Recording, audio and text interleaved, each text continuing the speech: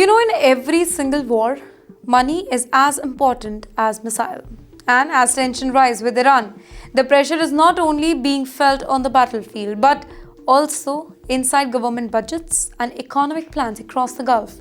Welcome to TimesXP's War Report with me, Triti Athri. And what was once a military confrontation, it is now turning into a financial test of endurance. According to emerging claims, the United States may be pushing its Gulf allies to contribute massive financial support, possibly as high as $2.5 trillion, either to sustain the conflict or help bring it to the end.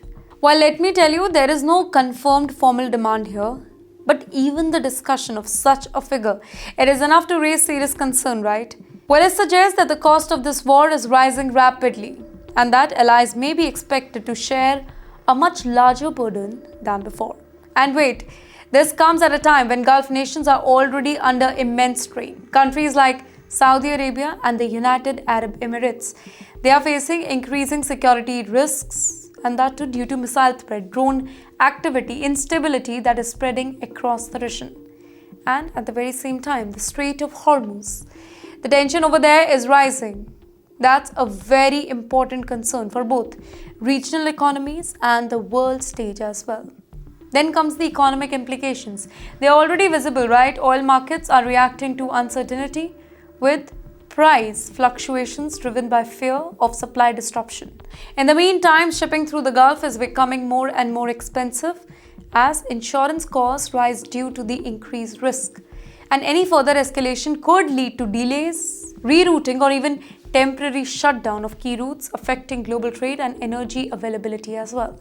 Well, for the Gulf economies, this creates a very difficult balancing act.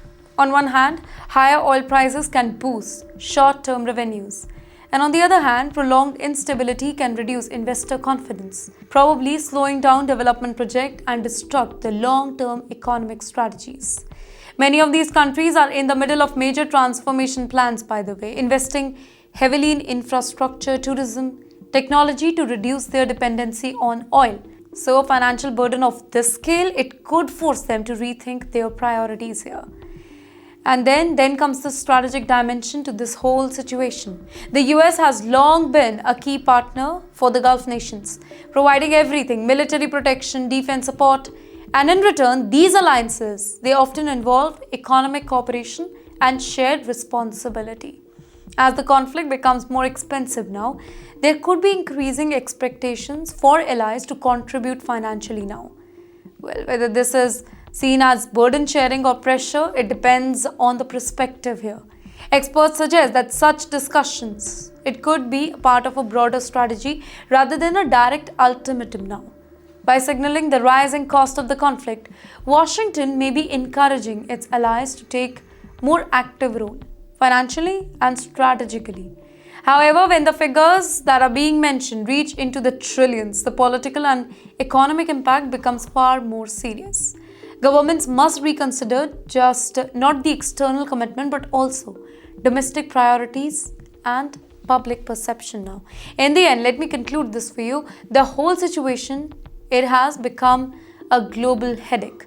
Countries that rely on Gulf energy, including India, they are watching closely because any disruption in oil supply or increase in prices, it can directly affect the fuel cost, inflation, and economic growth. And this makes the stability of the Gulf region a matter of global concern and not just regional politics anymore.